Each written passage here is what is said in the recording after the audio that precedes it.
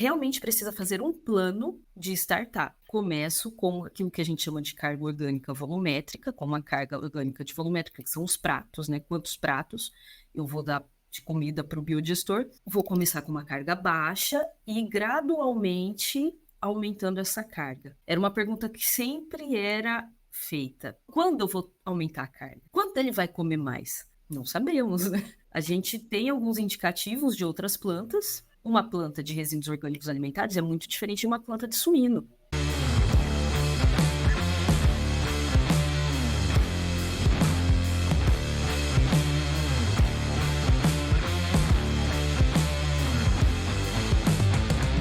Sejam bem-vindos a mais um Doutor Biogás Podcast, um espaço onde eu trago alguém especial para te inspirar a entrar nesse mundo de biogás. E hoje eu tenho aqui uma convidada que entende muito de produção de biogás, Priscila Camilotti, pesquisadora da USP, além de ser uma engenheira ambiental, assim como eu, é doutora.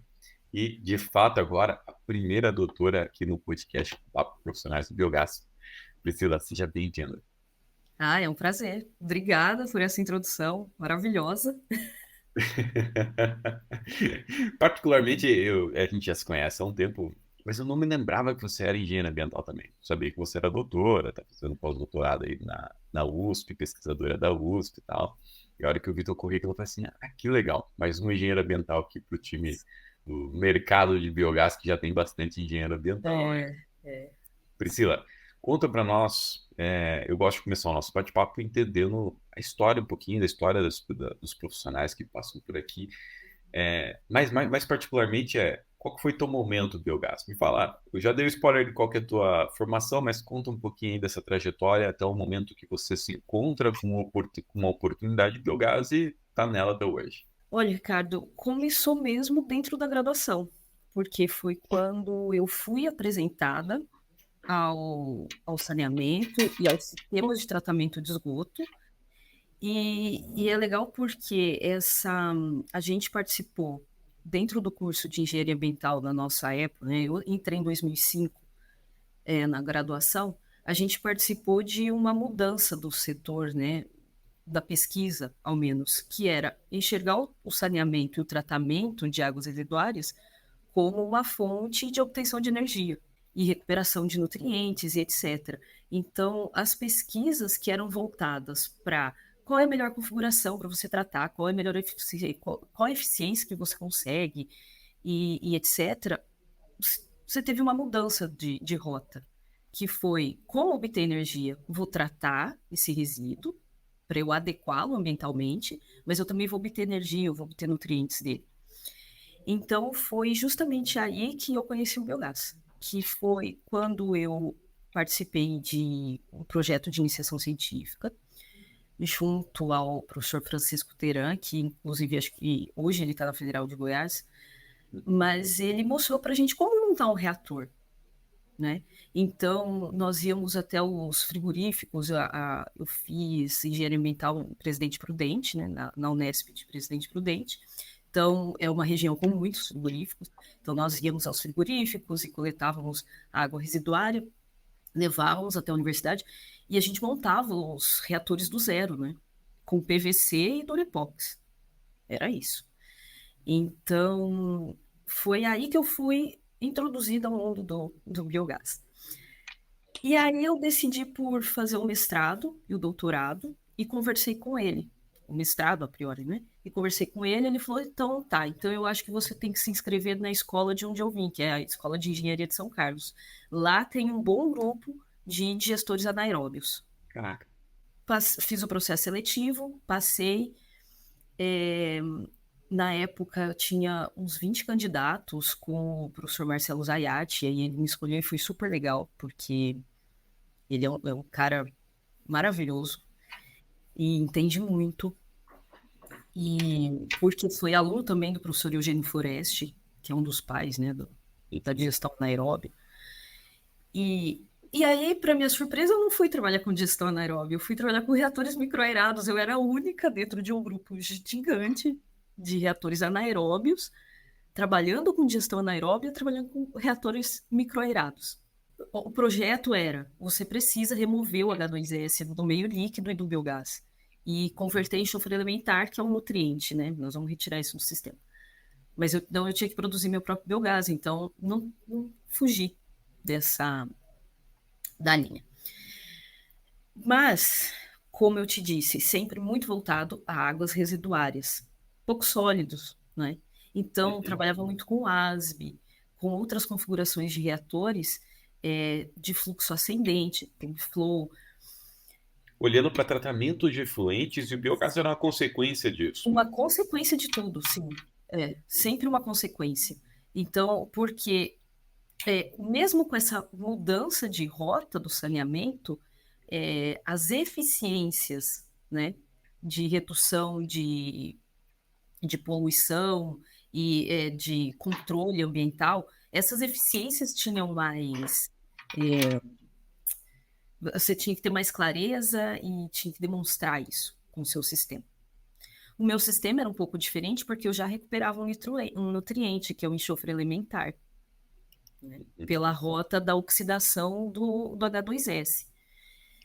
E aí depois eu vou usar isso como um gancho para as operações dos biodigestores, que é o grande desafio que a gente tem hoje também, né? A redução do H2S. Mas então eu trabalhava com essa microaeração e a recuperação desse nutriente, mas sempre o biogás uma consequência, sempre, sempre, sempre. Deixa eu te interromper um pouco. Essa microaeração que você está falando já era desflorização biológica? Já era do quê? Desculpa. Já era chamada desflorização biológica, que você coloca oxigênio em forma controlada dentro do biodigestor para reduzir H2S, é isso? Já era. Já era, já era conhecida, porém pouco estudada, e o que a gente queria trazer era como a gente poderia facilitar isso, como a gente poderia microaerar reatores anaeróbios com baixo custo. Então, por exemplo, eu utilizava mangueira de silicone. Mangueira de silicone ela é impermeável ao oxigênio, né? Então, a gente conseguia remover o H2S tanto do meio líquido quanto do biogás utilizando essas mangueiras. E aí você conseguia remover todo o enxofre elementar que era produzido ali, nessas mangueiras. Então, o biogás sempre uma consequência. Mas, de qualquer forma, eu fui aprendendo a operar esses reatores, né? Porque eu tinha que produzir isso. E aí foi em 2016 que eu fui introduzida ao mundo de verdade. Olha, agora você precisa produzir biogás e esse biogás é o que você tem que ter mais atenção, né? Esquece as eficiências, você foca no biogás. Quando eu entrei em uma empresa de pesquisa, nós desenvolvíamos projetos com SEMPs da Petrobras. Na época, a Petrobras ela ainda tinha algumas usinas aqui no interior do estado de São Paulo, né? Usinas de álcool, de álcool e açúcar. E eles estavam bastante empenhados em estudar a vinhaça como um substrato, né, para a produção de energia.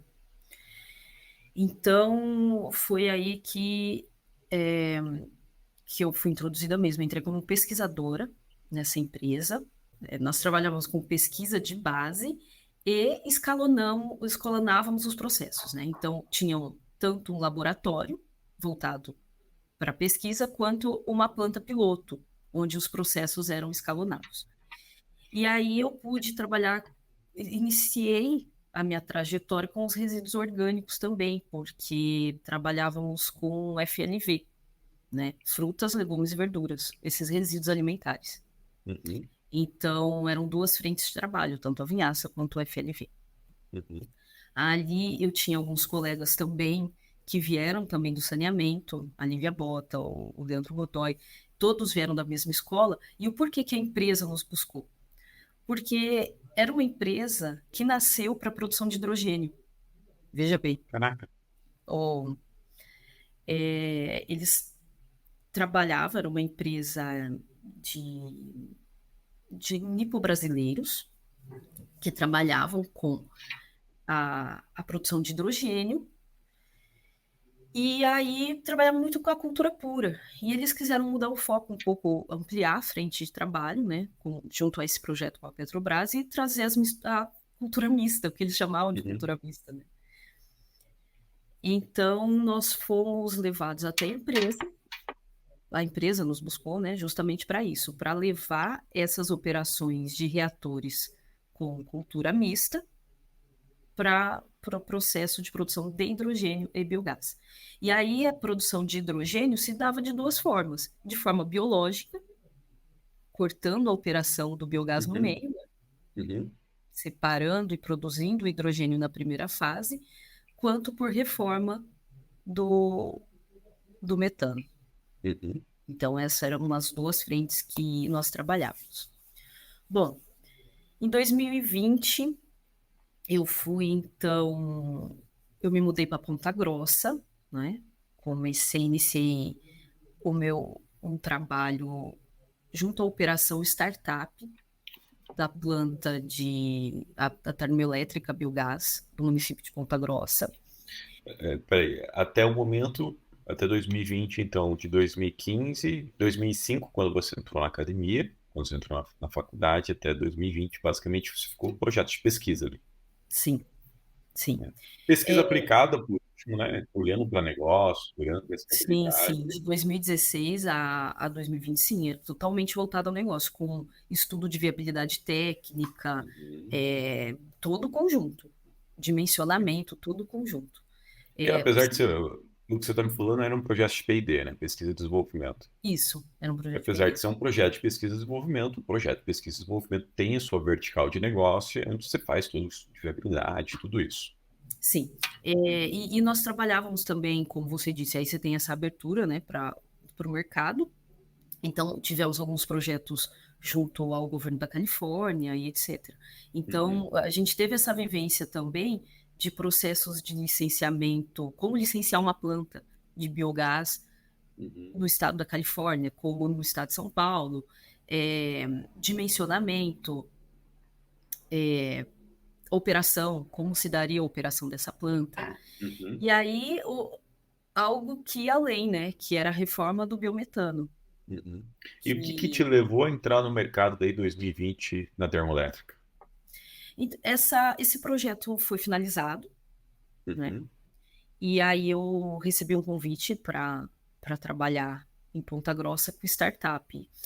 E foi uma história engraçada, porque quando estava finalizando em 2015 o meu doutorado, eu tinha uma grande amiga, tenho uma grande amiga, professora Ana Barana, da Estadual de Ponta Grossa, Uhum. que estava participando do projeto de concepção da planta. E ela falou: você sabe que um dia, Priscila, eles vão startar uma planta de biogás lá em Ponta Grossa, eles vão precisar de um engenheiro ambiental. Você fique de olho, quando eles forem pedir os currículos, eu vou enviar o seu. Eu falei: nossa, Ana, sério? Mas eu vou morar em Ponta Grossa. Ela: vai, vai. E isso passou. E eu acho que foi justamente, eu estava no mestrado, foi em 2012 isso.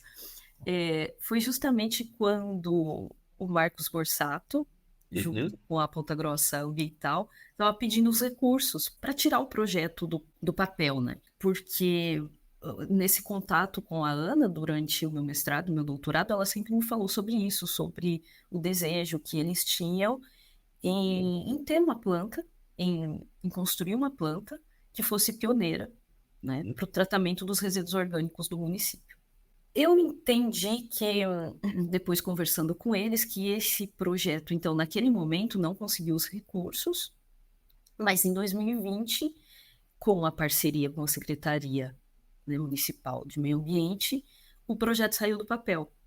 E eu já até havia me esquecido daquela conversa que eu tinha lá em 2012, 2013 com a Ana, e aí ela me ligou novamente. Ela falou: olha, a planta vai sair, manda Uhum. seu currículo. E em paralelo, eu estava fazendo umas palestras para o pessoal da engenharia de alimentos, lá da Universidade Estadual de Ponta Grossa, a convite dela também, para falar sobre os tratamentos de resíduos agroindustriais e resíduos de engenharia, de indústria de alimentos. E aí um dos diretores estava vendo, estava assistindo a palestra. e Uhum. entrou em contato comigo depois. Falou, olha, nós vamos startar a planta, manda seu currículo para cá, se você puder. E O aí eu universo conspirando a teu favor. foi. E uma conversa de lá de 2012. E eu achava engraçado porque o meu pai ainda lembrava dessa história e sempre perguntava: Mas em Ponta Grossa, você não vai para Ponta Grossa? Eu falei, pai, não, nem sei. E aí, em 2020, eu me mudo para Ponta Grossa para participar desse projeto. E, Ricardo, foi assim, foi uma experiência muito positiva, porque realmente é uma empresa que tinha essa visão, né, inovadora, que realmente acreditava no potencial do biogás e que realmente conseguiu tirar do papel junto com a prefeitura. Então, eles mobilizaram todos os esforços para que isso desse certo. E eu cheguei no momento da construção da planta. Então, eu consegui acompanhar toda a construção da planta e realizar o startup, que é sempre Legal, difícil, certo? legal. Seja escala bancada, seja piloto, seja full scale, é sempre difícil. O startup eu acho que é um momento muito sensível e que o que eu sinto conversando com algumas pessoas do mercado é o momento em que as pessoas acabam tendendo a desistir, né, um pouco do biogás. Nossa, Uhum. isso é viável mesmo? Será que dá certo? E dá, né? Que realmente é um processo biológico e a gente precisa dar o tempo, né, dos processos ocorrerem. Mas foi bem interessante, porque foi uma experiência muito legal. E aí, em 2022, por motivos pessoais, eu precisava retornar a São Paulo. E foi quando surgiu a oportunidade de continuar a minha carreira acadêmica com o pós-doutoramento, né? Então, eu entrei para um programa de pós-doutorado aqui na USP Capital com uma planta de biogás. Legal. Você acha que foi essa tua experiência com os reatores, com startup, ainda bancada que te levou para essa oportunidade, que fez você conquistar ela? Com certeza, porque esse programa em que eu estou hoje foi um programa um pouco disputado, bem disputado assim, porque era um programa de bolsas da reitoria, da própria reitoria, junto com a Superintendência de Gestão Ambiental da universidade. Então foram muitos inscritos. E aí existia uma vaga para o Instituto de Energia e Ambiente, que era voltado para o biogás. Eu sei que os outros que estavam concorrendo à vaga também tinham experiências acadêmicas com biogás, mas a experiência profissional de startup, quem tinha era eu, Uhum. né, no momento. E era o que eles estavam precisando aqui também. Eles estavam passando por essa fase de startup da planta. É muito engraçado, porque eu passei por algo muito parecido as nossas trajetórias, apesar de a gente ser engenheiro ambiental, elas são um pouquinho diferentes e um pouquinho parecidas, né? Porque eu fui para o mestrado em 2013, porque me faltava informações de biogás. Em 2013 a gente não tinha internet do jeito que a gente tem hoje, a Uhum. informação não estava aí tão disponível quanto estava hoje. É. Morando em Foz do Iguaçu, o mestrado mais próximo que tinha, a especialização mais próxima que tinha uns especialistas em biogás, era em Cascavel, na estadual de Cascavel, na Unioeste. Uhum. E o motivo de eu ter ido para o mestrado também foi pelo biogás, mas naquele momento para ser um profissional melhor. E naquele momento, o que eu via? Né? A gente tinha acabado de aplicar o projeto de Entre Rios do Oeste para a ANEEL P&D, e a nossa dificuldade foi conseguir um doutor que pudesse assinar o projeto. Aí eu falei assim, pô, acho que tem oportunidade de negócio aí, deixa eu tentar virar um doutor, né? Aí eu fui para o mestrado para obter conhecimento, né? Entender mais sobre biogás, tudo isso, e pensando nesse posicionamento lá na frente como doutor, que hoje parece não fazer mais sentido para mim, né? Agora, dentro da carreira de empreendedor, ela deixou de fazer bastante sentido, né? Mas, enfim, naquele momento eu fui buscar conhecimento como você foi buscar conhecimento. E eu conciliei essa vida profissional ali um tempo com um mestrado, e o meu doutorado ele foi 100% profissional, mestrado, doutorado, né? Porque eu estava dentro do Cibiogás por Do esse momento. Cibergás. E eu percebi isso que você está falando da diferença, né? Então, os outros 99% dos discentes, dos alunos do doutorado, que você deve estar passando agora no pós-doutorado, imagino eu, eles não tinham experiência prática. Não. Não. Né? Então, o professor ia falar lá de estimativa de produção de biogás, cara, não sabia como era feita a estimativa. Uhum. Né? Na prática, como isso impactava um projeto, como isso não impactava, ou ainda a operação, o startup, o comissionamento de uma planta, como você falou. E, pô, eu vivia isso É. literalmente, né? Porque visitava o produtor, fazia uma série de coisas, visitava uma série de plantas aí, e isso é um divisor de água, né? Mas, Priscila, eu quero voltar um pouquinho da tua história e eu quero entender o que é importante numa startup com uma planta nova. O que é o startup dessa planta nova? Vamos descomplicar esse aspecto aqui para quem de repente está nos ouvindo, está nos assistindo e não se deparou com isso num projeto, não olhou para esse aspecto dentro de um projeto. E um aspecto muito importante, até quando a gente vai falar do Instituto de Viabilidade Técnica e Econômica, a gente precisa botar esse tempo de startup ali para compensar todo o fluxo de Com caixa. certeza. Né? Então, Com comenta o certeza. que é o startup e o que é importante nele. Tá. Eu costumava dizer que o startup você estava cuidando não de um biodigestor, mas de um biodigestor bebê. Você está cuidando de um bebezinho. Por quê? Você traz o... Quando a gente starta uma planta, você traz o fermento de fora, né? Você coloca um fermento, você traz uma colônia de bactérias já estabelecidas de um outro biodigestor, mas você mudou totalmente o ambiente. Então é um bebê, são bactérias bebês. É, as crianças costumavam visitar a planta e aí eu sempre usava essas, né, é, essas comparações. É, e era Não tem justamente forma isso. melhor de tentar explicar o biogás do que explicar para criança, né? Uma vez eu recebi um Aham, grupo de sim, estudantes, né, no Cine sim, Biogás também, foi... A cabeça precisa ir longe, assim, né, para conseguir para precisa. chegar. Precisa. Essa semana teve um grupo de advogados aqui visitando a planta, e aí ela fala assim, ela falou, Pri, eu não tô entendendo o que você tá falando. Eu falei, então tá bom, então eu vou explicar como eu explico para as crianças, entendeu? Não vai me levar a mal, mas eu vou explicar para você assim. Então, sabe aquele bife que a sua avó colocava no seu prato e ela picava? Foi justamente assim. Eu fui fazendo essas comparações. Mas era justamente isso. É como eu estivesse realmente pegando de um bebê. Por quê? Tudo precisava ser muito bem dosado. Todo o material que chegava era um material heterogêneo. Por quê? Porque eram os resíduos orgânicos produzidos no município. Então, eles precisavam ser bem dosados, e para isso a gente faz os cálculos, né? Que eu costumava dizer, o prato, quantos pratos nós vamos dar para o biodigestor comer? É uma mamadeira, é um prato, é uma maçã, é uma papinha? E aí passa, então, do conhecimento daquilo que você vai ingressar no biodigestor. Então, qual é a minha matéria-prima? Qual é o meu resíduo que eu estou introduzindo no biodigestor? Qual é o alimento dele? O alimento dele é esse. Tá? Então, como nós vamos calcular? Nós vamos calcular por quantidade de sólidos que nós temos nessa caracterização, nesse substrato. E aí, você realmente precisa fazer um plano de startup. Começo com aquilo que a gente chama de carga orgânica volumétrica, com uma carga orgânica de volumétrica, que são os pratos, né? Quantos pratos eu vou dar de comida para o biodigestor? Vou começar com uma carga baixa e gradualmente aumentando essa carga.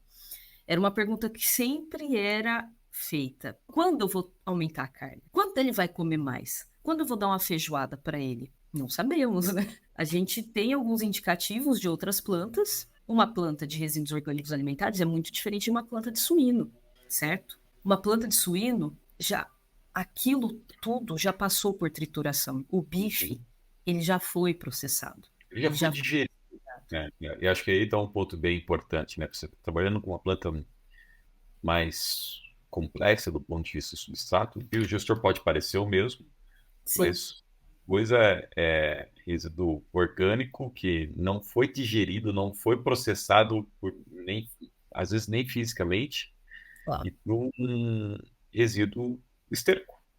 Já Uhum. passou por um Já sistema foi processado. digestivo, né? Já passou por um Sim, biodigestor biológico, sim. assim pode dizer, né? Que é o sistema digestivo do animal.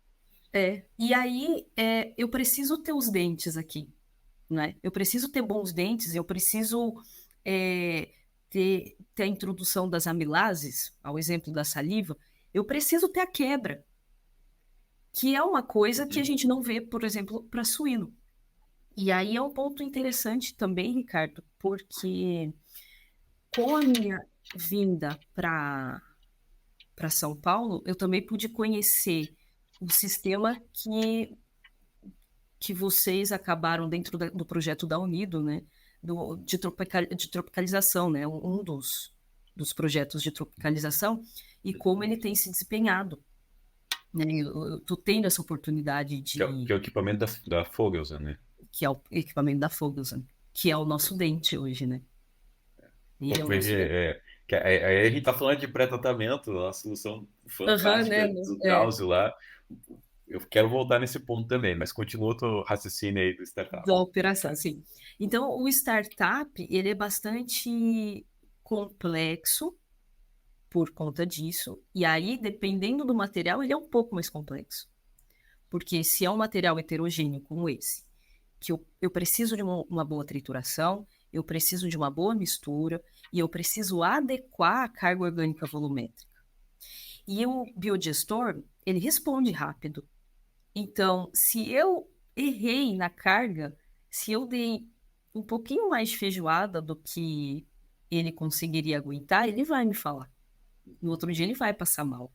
Então ele vai reduzir muito o teor de metano no biogás, ele vai reduzir a produção de biogás. Mas o principal indicativo é a queda do teor de metano. Então você tem, às vezes você consegue até manter o volume de biogás produzido, porém a qualidade é muito reduzida. Isso responde de forma muito rápida. Então você também tem que, opa, é um sinal. Eu errei na dose.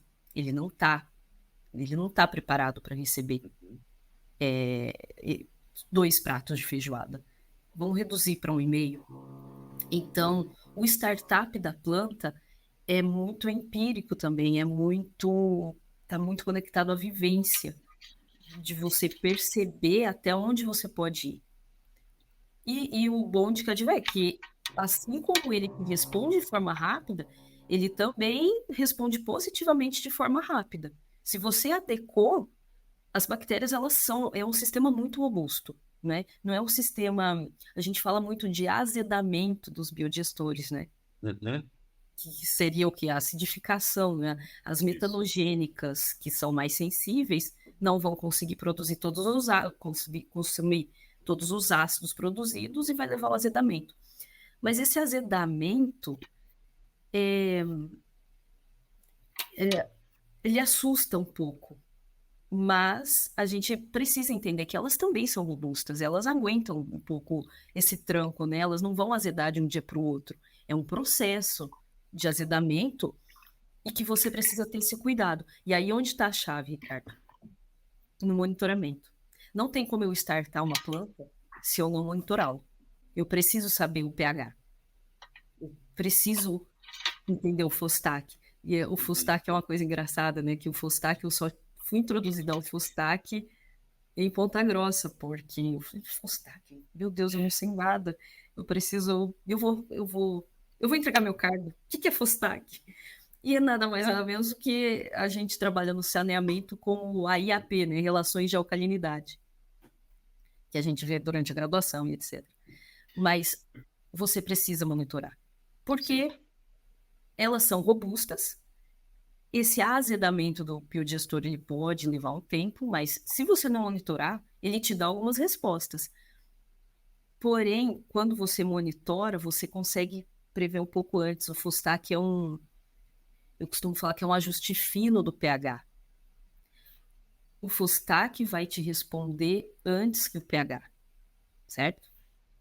Uhum. Então, eu sempre digo que essa é a chave. E a gente tem metodologia, a gente consegue fazer isso de forma com custo reduzido. Eu não preciso ter um super titulador associado à planta, né?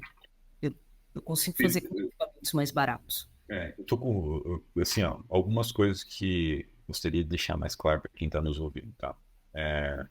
Então, startup é o comissionamento da planta, é começar a fazer essa rampa de produção de biogás, estabilização dela, né? Eu acho que tem alguns pontos importantes aqui para esclarecer da tua experiência. Você estava num projeto um tanto quanto robusto, que é um Biodigestor CSTR, que tem agitação, tem controle de temperatura, que tem capacidade de receber uma carga de sólidos maior, dependendo da tecnologia, 12% sólidos ou mais. E quando você fala dessa carga orgânica volumétrica, a gente está falando de sólidos voláteis dentro do biodigestor, que é sólidos totais, tudo isso. O que é uma carga orgânica volumétrica? Baixa, para começar, dentro desse tipo de biodigestor? Essa é a primeira pergunta. E quando você fala de tempo, só para a gente ter ideia, o que é um tempo baixo de um startup desse, o que é um tempo alto, né? Só para a gente ter uma referência. Eu sei que vai depender de situação para situação, de tecnologia para tecnologia, enfim, de substrato para substrato. Sim. Então, vamos lá. Para CSTR, né? Para esse exemplo, biogestores tipo CSTR, a gente costuma começar com uma carga orgânica de meio, 0,5 quilos de sólidos voláteis por metro cúbico de reator por dia. Esse é o número, essa é a unidade. E o degrau de aumento é sempre de meio em meio, para o CSTR. Isso é o que costuma ser feito. Como costuma Ele ser vai feito. até quanto, para quem está nos ouvindo? Tá. Meia carga, meio quilo de sólidos voláteis. Meio quilo de sólidos voláteis. Tá. Aí é que tá. Teoricamente, esse tipo de biodigestor ele vai aguentar até uns 5 quilos de sólidos voláteis. Porém, eu vejo isso em plantas bem estabilizadas já, com tempo bom de operação. Hoje, por exemplo, aqui na USP, a gente consegue entrar com 2,5 quando nós temos um resíduo disponível. Porque também tem isso, né? Depende muito daquilo que chega até a planta. Mas eu tenho visto algumas plantas operar com 3, 4,5. Não mais do que isso. Assim, não tenho conhecimento para esse tipo de resíduo. E essa escada, você vai ajustando ela de quanto em quanto tempo? E o que você diz assim, há 1 ano, 2 anos, 6 meses para a gente estabilizar? Olha, eu diria que para você chegar em 2,5, você vai levar mais ou menos 1 ano. Qual é a frequência entre troca? No começo é um pouquinho mais rápido. Eu consigo trocar um pouquinho mais rápido, 15 dias, né? Eu mudo para 1. Mas vai depender muito do que chega, que é aquilo que a gente falou, né? Se ela é muito heterogênea, então depende muito do que vai chegar. Mas sim, aí a grande questão é estabilizar a carga, mas a minha produção de biogás, ela ainda oscila. Ela passa por algumas oscilações. E aí eu vi algumas plantas estabilizando com 2 anos. É difícil, né? O teu caso em específico, porque você recebe, primeiro, a gente está falando de resíduos sólidos, orgânicos, municipais, tem uma variação, inclusive, de frutas, de hortaliças Tem ao longo do ano, tipo de resíduo. As pessoas geram material mais muito resíduo grosso. numa época, material muito grosso, isso vai É, impactar em tudo isso, e principalmente na produção de biogás, que você falou agora, porque eventualmente quem está nos ouvindo não entende disso, né? A produção de biogás ela está diretamente associada aos sólidos voláteis, que está diretamente associado aos sólidos totais, que vai variar ao longo do tempo, vai variar algum sim, tipo de resíduo. Mesmo nesses resíduos mais homogêneos, mais resíduo mesmo de esterco animal, você tem essa variação pela ração que o animal se alimenta, pelo sistema de criação do animal, pela raça do animal. Então, isso vai mudar. É uma consequência do processo, né? sim, sim. E aí você vê, né? Aquilo que a gente chama de homogêneo, né? Aquilo que eu entendo por homogêneo já tem Sim. essa oscilação, né? É, e aí eu até te pergunto, eu sei que estou invertendo os papéis. Você tem conhecimento dentro de plantas de suíno, por exemplo, se esse tempo é reduzido? Que aí já é um. Eu vi algumas plantas que estabilizaram com 1 ano para suíno, Mas, e aí eu não sei mensurar se esse tempo é curto ou se esse tempo é longo, a exemplo. Qual é a sua opinião? O que eu tenho visto é que sim, é bem menor, porque vamos lá, quando você pega uma planta de suíno, principalmente aqui no Paraná, no sul do Brasil, enfim, os polos produtores de suínos, né? Uhum. Você tem o mesmo, geralmente, vamos lá, você tem um integrador na região. Então você vai ter um animal da mesma raça comendo a mesma ração sobre o mesmo manejo. O que ele vai ter lá na lagoa de inóculo, que você está usando para startar o biodigestor, é o que ele precisa para digerir aquele substrato, aquele resíduo que vai sair. Então, assim, é muito mais fácil você É fazer esse muito mais controle. fácil. Não é à toa que uma planta que nem essa no agro, que trata o dejeto de pequena escala, muitas vezes não tem nenhum monitoramento. É. Foi as plantas que eu visitei recentemente, inclusive algumas dessas eu fiz os vídeos que foram aqui pro canal do YouTube. Se você olhar, não tem nem medidor de vazão, É. porque é muito estável, né? Tanto a Uhum. produção ela é contínua, o tipo de resíduo ele é contínuo, então é natural isso acontecer. Sim, É. foi uma coisa que, porque a minha estada em Ponta Grossa, né, no Paraná, e o meu contato com o Sei Biogás me levou a ter mais contato com essas plantas, né, que para Uhum. mim era um pouco mais acessível. Eu estava aqui no mundo da vinhaça, né, que é um Sim, outro mundo também, ou outro universo. é totalmente diferente. Então, também me levou a esse universo e que por vezes, eu entendi como mais fácil e também não é, né? Também Uhum. é um startup que você precisa ter cuidado. Mas o que eu tenho sempre falado, para quem me pergunta, plantas complexas, com materiais complexos, você precisa de um laboratório de apoio. Você precisa de controle, Você precisa de controle. monitoramento e controle, é isso. Não, Não não tem tem como. como escapar. Não tem como escapar. Não é caro. Você consegue É, com alguma vidraria, né? muito bem colocado, ainda mais do tamanho do investimento que você está fazendo. Sim, É sim, diferente de uma planta para o agro, onde o investimento vai ser muito menor do que um CSTR, com fins sim, sim. industriais, enfim, é uma outra coisa. Nós estamos escrevendo um paper aqui hoje dentro da USP que quer levantar justamente essas questões. Quanto controle e monitoramento, um laboratório anexo, qual porcentagem disso do seu CAPEX? Qual é a porcentagem da sua operação? É justamente para demonstrar isso. Se você tem uma planta complexa dessa, você vai ter que investir no pré-tratamento, você vai ter que investir no controle, você vai ter que investir no monitoramento. E não são investimentos altos. Sim. Falando nisso, Priscila, o que precisa monitorar depois que a gente fez esse startup da planta? Como que você monitora? Por que isso é importante? Como é que é essa operação no dia a dia depois que essa planta está estabilizada? Certo. Basicamente o mesmo, Ricardo. A frequência que vai mudar. Quando eu estou começando no startup, eu vou fazer medidas de pH, né? Que muitas vezes são online. Fustak, a quantidade de ácidos que eu tenho para a quantidade de alcalinidade disponível no meio, né? Que Uhum. é o ajuste fino, que nós falamos do pH. Bom, aí são duas frentes, né? Primeiro, eu vou ter que caracterizar o que está entrando. Então, eu preciso definir essa frequência. Se é Uhum. bastante heterogêneo, eu vou ter que aumentar a frequência de caracterização. Quanto de Uhum. sólidos tem na minha matéria-prima? Quantos sólidos voláteis tem na minha matéria-prima? E aí, quando eu passo para o processo, aí eu vou para o Fostak. Uhum. Quando a planta está estável, ambos reduzem a frequência. Porque aquilo que era muito heterogêneo dentro daquele espaço temporal, ele passa a ser homogêneo, né? Uhum. É uma variação que está dentro do sistema e que a sua biota, os seus micro-organismos que estão, né, realizando o processo para você, eles já estão aptos para receber. Eles já se habituaram a esta variação. Então é por isso que você tem esse achatamento.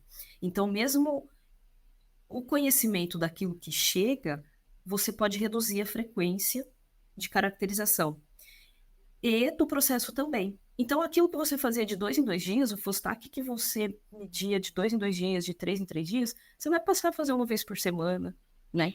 Para você ter um Uhum. controle. Porque a carga já não está variando muito. Uhum.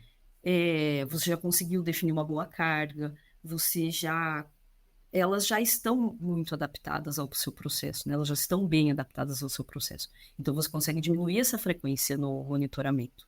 Uhum. Uma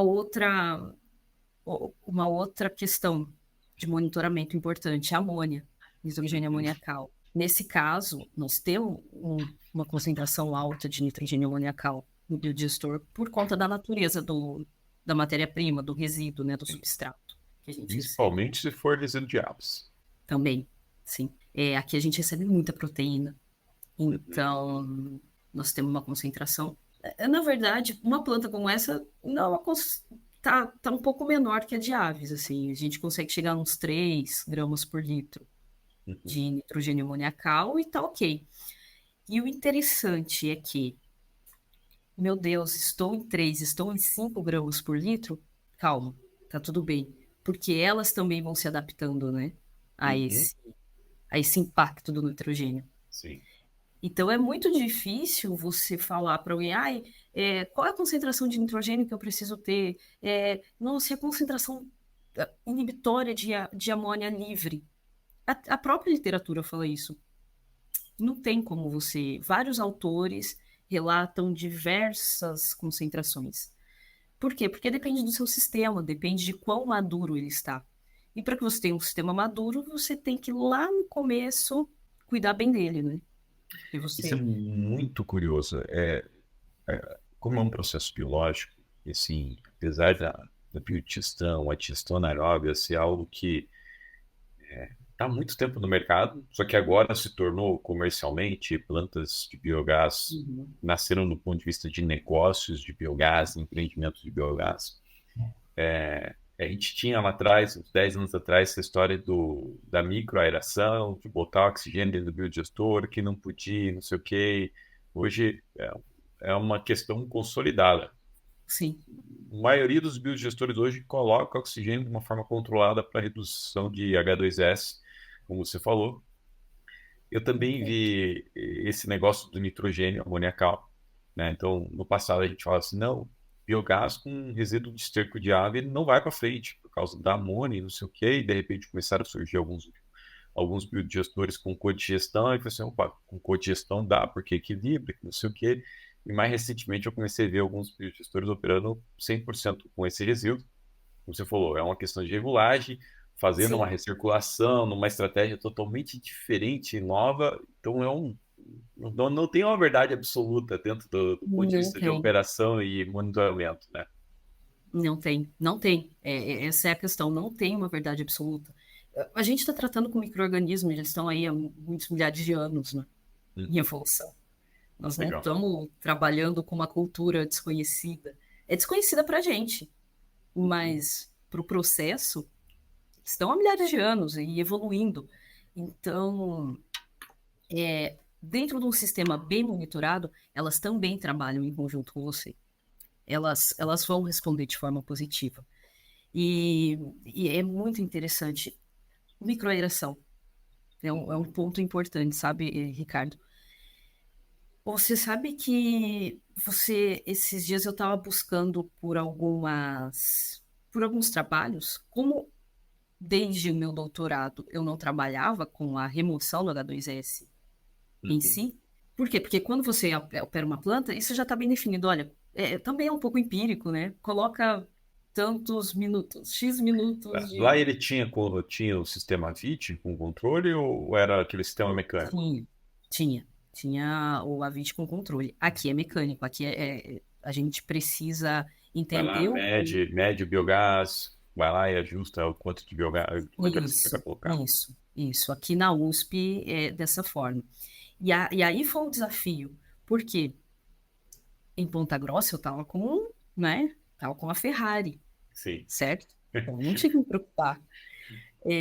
Aí aqui eu já precisei me preocupar, e aí a gente teve que ir na literatura, buscar quais são os trabalhos. E se eu não me engano, foi o único que eu encontrei, não foi você que publicou um paper a respeito disso? Eu acho que sim. Eu acho que tem um paper Foi você, bem eu antigo tenho na época do certeza. mestrado falando disso.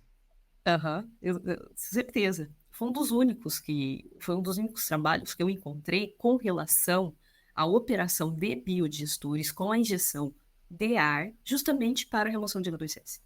Todos os outros trabalhos são muito técnicos, são muito... vamos estudar esta parte da bioquímica, vamos estudar... Sim. E aí o seu foi o único que eu encontrei. Com Esse relação a isso. negócio, Brito, esse foi o meu jeito, assim, sabe? Eu tinha bastante conflito com a academia, porque Entendo, te os, entendo, prof- hein? é, os professores, eles queriam que você entrasse nessa parte biológica dentro. E eu falava assim, não, cara, eu preciso fazer algo que faça sentido para o mercado, porque eu tô no mercado, eu saí do mercado, se eu não responder as perguntas do mercado, não vai fazer sentido. Eu precisava... A minha vontade era responder uma questão técnica, né, que É os esse conflito professores que a gente... naquele momento não tinham, né, mas hoje está um pouco menos pesado. Uhum, sim. E é esse conflito que a gente vive hoje aqui dentro do Instituto. Porque é claro que é importante essa pesquisa de base, essa pesquisa fundamental é muito importante. Mas hoje a Demais. gente tem uma planta que não é uma escala piloto, né? Uhum. Então a gente precisa ir além. E aí o meu pós-doutorado, por exemplo, está aqui para isso. E é isso que o reitor, quando criou todo esse programa, pensou. Eu preciso de pessoas que apliquem, que saiam um pouco da pesquisa fundamental. Sabe, não, é preciso publicar, seja o que for. Não, eu preciso de aplicações. Então, a minha produção hoje, como pós-doutoranda, já não é mais um paper, já não é mais uma publicação em revista científica, não só, né, também. Mas é o quê? O que que o reitor quer? Eu quero uma cartilha. Eu quero uma cartilha direcionada tanto para as unidades da Universidade de São Paulo, espalhadas pelo... Que quem tiver potencial, eu quero a instalação de outra planta dessa dentro do campus, Uhum. tanto quanto para o município. Porque essa planta hoje do Instituto, ela tem esse diferencial também, assim como a de Itaipu, que você saiu, né? Você já não está naquele local que esperam que uma planta esteja. Sim. Nós estamos em No, área sul- urbana. no, no meio de São Paulo, quase, né? Sim, estamos com o Rio Pinheiros aqui na frente. É. Comenta um pouco É, dessa planta, porque eu conheço ela, mas imagino que a grande maioria das pessoas que estão nos ouvindo, nos assistindo, não faço ideia dela. sim, essa planta, ela tem 1.200 metros cúbicos, são 3 biodigestores de 430. Então, ela tem uma capacidade de processamento de 20 toneladas por dia de resíduos orgânicos. Ela foi desenhada para receber os resíduos alimentares do campus, produz 5 toneladas por dia de resíduos orgânicos. Então, eu tenho essa capacidade ociosa que eu posso receber resíduos externos. Tem recebido? Ainda não. Por quê? Um dos objetivos dessa planta também é passar por todo o processo de licenciamento ambiental. Como universidade, nós temos essa dispensa para pesquisa, certo? Uhum. Mas nós estamos Sim. passando por todo o processo de licenciamento ambiental, que é para entender também esse processo e auxiliar os municípios dentro desse processo. Então, o que a CETESB, né, que é o órgão estadual de São Paulo, o que a CETESB vai te solicitar? E também, para a CETESB, isso foi algo relativamente novo, porque estou produzindo energia elétrica dentro da área urbana e eu tenho emissão de NOx. E em São Paulo isso é super restrito. Nós estamos dentro da região metropolitana.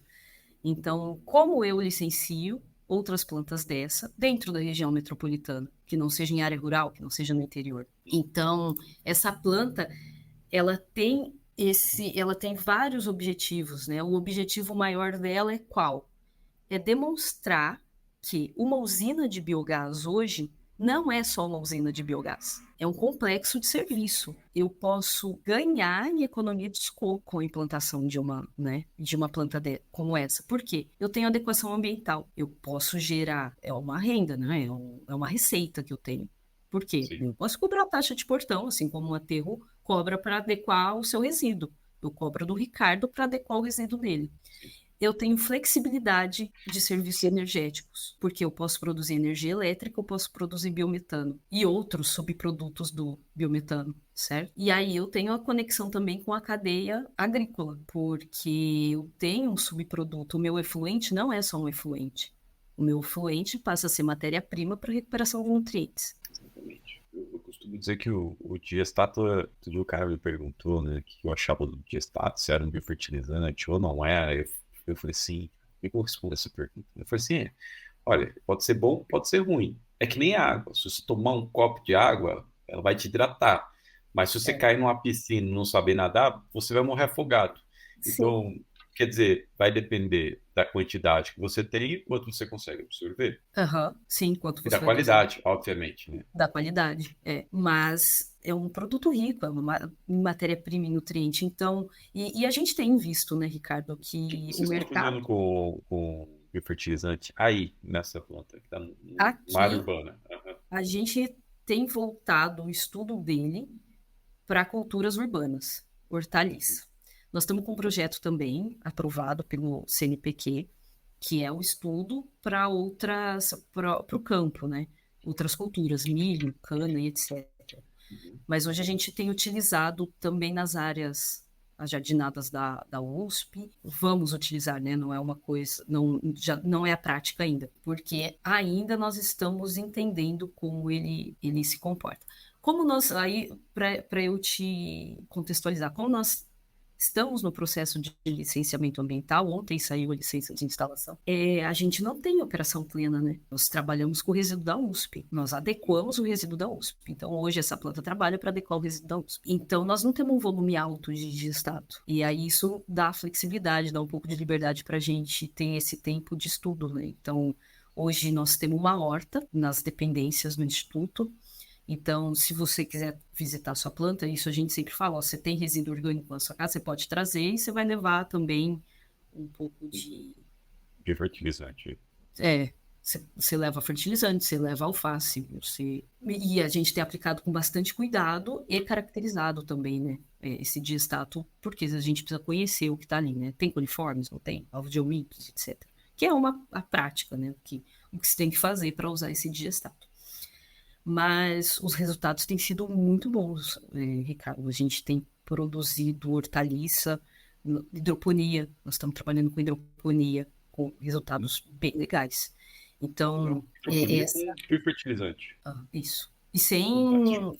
sem separação. Para o ano que vem, a gente começa a separação líquido-sólido para entender quais são os nutrientes que estão na fase líquida, quais são os nutrientes que estão na fase sólida, e ver qual vai ser a aplicação para cada uma dessas fases. Então, nós estamos nesse ponto. Pô, vocês estão num momento bem interessante, né? Porque vocês têm um ambiente totalmente controlado, com os resíduos, imagino, dos restaurantes, enfim, um resíduo bem limpo, passando por um processo de licenciamento, imagino eu, para receber resíduos externos, de forma Uhum. mais estratégica e, de repente, até comercial, do ponto de vista da universidade, para poder tratar esses resíduos.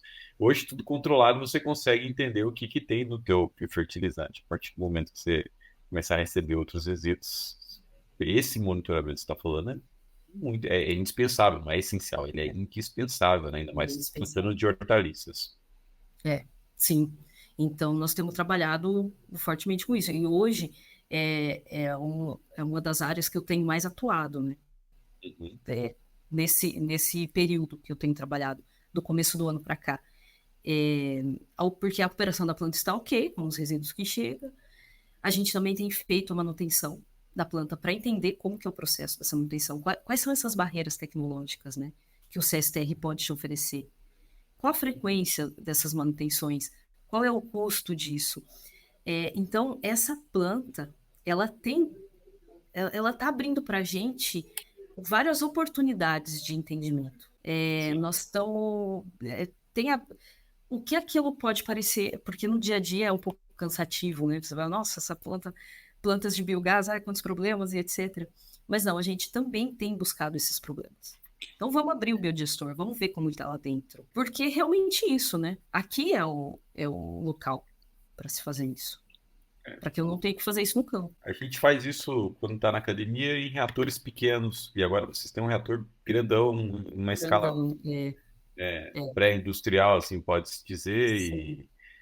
e vai trazer muitas respostas para o setor de uma forma E muito tendo a estratégica. oportunidade de comparar também a operação com e sem uma unidade de pré-tratamento, Sim. certo? Vocês passaram por uma série de problemas aí também, né? Então, cara, vocês têm Sim, sim, muita coisa para compartilhar. Muita coisa. passamos. Então, hoje, com o sistema de pré-tratamento que está operando aqui, aquilo que a gente fazia em 4 horas, operação que levava 4 horas de carregamento do biodigestor, leva 5 minutos. Estou usando o premix da O Focus ainda. premix da Focus. Então, utilizar esse sistema também tem sido, a curva de aprendizado foi gigantesca. E aí a gente também consegue comparar, né? Uma planta dessa funciona com um bom pré-tratamento, quanto isso vai impactar no seu CAPEX e depois vai ser. Então, são várias frentes que elas estão se abrindo para a gente poder contribuir. E é óbvio, e também pode vir questões externas, né? Olha, eu estou com esse problema no campo, como que a universidade pode auxiliar? A gente tem trabalhado dessa forma aqui também, em parcerias com o setor. E é isso que a gente Legal. quer cada vez mais. Inclusive agora com biometano, um spoiler para o ano que vem, nós vamos ter biometano aqui também, assim como em Itaipu. Que legal. Pô, vão estar completos daí do ponto de vista de processo, né? Priscila, só para fechar um ponto que eu gostaria de deixar aberto, que eu não gostaria de deixar aberto, na verdade. Lá em operação, você fala que é importante a gente fazer medição de sólidos voláteis, pH, Fostak, esse monitoramento. Você falou de periodicidade, né? Então, no começo, um resíduo mais complexo, quiçá semanalmente, depois um biodigestor mais estabilizado mensalmente. Imagino eu que se for um efluente de uma indústria que é muito homogêneo ou de uma grande planta, um grande produtor de animais, essa periodicidade seja ainda maior. Mas o que de fato precisa ter dentro de um mini laboratório de uma planta de biogás que nem essa? Tá. Dentro de um laboratório, um pHmetro, É, imprescindível. sim. E aí você pode ter ou não um titulador automático, dependendo do seu nível de operação, né? Se Uhum, você tem operadores que não estão acostumados, então você coloca um titulador automático. Se não, uma bureta de vidro uhum. associada ao pHmetro, uma solução de ácido que você vai ter que ter de qualquer forma, uma solução de ácido sulfúrico, e só. É isso que você vai precisar para fazer o Fostak.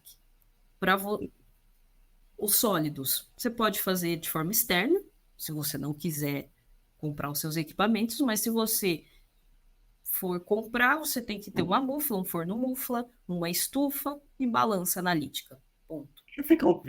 E aí já começa a ficar um pouco mais caro também, né?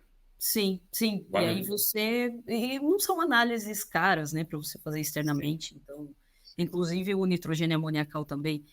O nitrogênio amoniacal ele é uma metodologia simples de execução. Uhum. Porém, Você precisa da estrutura, você você precisa do precisa de uma equipamento. estrutura, O você método, ele é precisa de rígido. alguém. Então, são análises também que você consegue fazer de forma externa, né, em laboratórios externos e que não são caras e que não vão representar um alto custo na sua operação. Não, é coisa barata, assim, do Sim, ponto de vista de frequência que você fazer. Legal, sim. legal, legal, legal, legal. Priscila, caminhando para o final, geralmente eu pergunto para as pessoas assim, qual que é a tua percepção hoje, estando dentro da universidade, vendo pesquisas avançando, do ponto de vista tecnológico, do ponto de vista biológico, e tendo passado pela área operacional de uma usina de biogás, o que você acha, qual que é a tua percepção sobre o futuro e oportunidades no mercado de biogás? E são as melhores possíveis, assim. Ricardo, a gente tem passado por um crescimento que nós não vimos há 10 anos atrás, certo? É o que eu te falei. A gente está passando por um outro momento. Como dentro do saneamento, eu passei pelo momento de recuperar nutrientes, deixar só de tratar o efluente. E agora a gente está passando por esse momento que eu estou tendo a oportunidade de passar por esse momento que o biogás, sim, é uma cadeia de valor, né? Que está integrando a economia. Veja o número de projetos que a gente tinha em 2020, veja o número de projetos que a gente tem agora. Então, eu acho essa oportunidade que nós estamos tendo, eu, você, os nossos outros colegas, de participar desse crescimento é uma coisa única. E eu só vejo expansão do setor, só vejo expansão. O que a gente quer aqui, Priscila, dentro da universidade, é auxiliar nessa expansão para que ela seja mais acelerada. Como nós vamos regular tudo isso? Esse crescimento, ele tem sido acelerado, né? Então, como a gente vai regular isso? Que nós estamos passando por esse momento também, né, Ricardo? Sim. Como auxiliar na tropicalização de mais equipamentos? Isso é muito necessário, né? Esse Dava muita projeto... oportunidade, né? Uma ação que nem essa, de tropicalizar um sistema de tratamento lá, que eu conduzi lá atrás, no programa de tropicalização lá atrás, no ano passado, destravou uma série de uso de biomassa de resíduos para vocês, né? Foi, Ricardo, foi. Eu vejo esse projeto como um projeto importantíssimo, como um divisor de águas de verdade, de verdade. Porque nós estamos muito acostumados a... Nós já somos um pouco vira-lata, né? O brasileiro já é um pouco vira-lata, né? Então, tudo aquilo que vem da Europa, é melhor e tal. Só que aí você vai colocar na ponta do lápis o quanto isso vai custar. Nós precisamos nacionalizar. Nós temos uma cadeia gigantesca no Brasil. A gente tem como nacionalizar, certo? A gente tem como trazer a experiência e adaptá-la para as nossas necessidades, né? Então, a gente está passando por esse processo sensível, desafiador, que, na minha visão, tem sido muito rápido. Assim, a gente tem ido muito rápido. Eu tô... A cada ano que passa, a cada fórum que passa, as discussões elas têm avançado, as discussões têm aprofundado. O primeiro fórum do Sul brasileiro de biogás e biometano, a gente pouco falou do digestado. Pouco falou do digestado. Era como se um digestado tá ok, a gente vai usar no microfone. Não, e hoje, o último, a gente se aprofundou muito no digestado. Sim. E o uso como biofertilizante. Então, tá acelerado e a gente precisa trabalhar para acompanhar. E essa é uma dos nossos objetivos aqui dentro da universidade também. E nós, como atuantes players, né? Como atuantes da cadeia. Como auxiliar para que isso seja. Você tem dado sua contribuição, mas com o projeto da Unido, foi realmente um divisor de águas. Que legal, que legal. Pô, Priscila, que bate-papo fantástico. Primeiro, conhecer a tua jornada por completo, que eu não conhecia essa jornada, achei incrível as tuas experiências dentro da planta de Ponta Grossa, agora de volta na universidade, destravando problemas operacionais, técnicos que a gente tem. Eu acho que a tua explicação sobre o startup e operação não poderia ser mais simples e esclarecedora para quem nos assistiu. Ficou muito claro, é um assunto, o assunto startup é um assunto que pouca gente fala, né? Então, imagino que isso aqui vai fazer sentido e impactar muitas pessoas, operadores, gestores de plantas de biogás. Eu só tenho a agradecer o seu tempo aqui, tá? Conversando comigo. Papo curto, rápido, preciso, extremamente esclarecedor, extremamente rico do ponto de vista de conteúdo você trouxe aqui para nós. Enfim, obrigado, Priscila. Eu não sei se você quer deixar os teus contatos, tua rede social, teu LinkedIn, alguma coisa assim para eventualmente alguém te contactar. Sim, o meu LinkedIn é Priscila Você do Camilote, e eu queria só deixar uma palavra final sobre a oportunidade, agradecer essa oportunidade e sobre o seu empenho em disseminar o conhecimento. Eu acho que isso é imprescindível para o crescimento da cadeia. Não vamos reter conhecimento. Para a cadeia crescer, nós vamos ter que disseminar o conhecimento. Então, muito obrigado por ter me dado esse espaço, por disseminar um pouquinho, né, uma parte de tudo do que está dentro da cadeia, né, do que permeia a cadeia. Então, muito obrigada por esse espaço e obrigada por esse trabalho que você tem feito de disseminação. É isso que vai fazer a cadeia alavancar cada dia mais. É isso, eu que agradeço. Meu objetivo aqui é trazer profissionais, consultores, pesquisadores como você, empreendedores que estão permeando nessa área há um tempo, que tem um bom conhecimento para compartilhar com a gente, né? Então, obrigado, Priscila. E se você ouviu a gente até agora, curte esse vídeo, Deixa aqui a sua avaliação no Spotify se você está ouvindo a gente pelo Spotify. E se você é fornecedor, está ouvindo a gente e ainda não se cadastrou na B2 Biogás, primeiro marketplace do setor, se cadastra, ainda dá tempo de você fazer o seu pré-cadastro. Em breve a gente vai estar lançando essa plataforma. Priscila, mais uma vez, obrigado, pessoal. Até a próxima.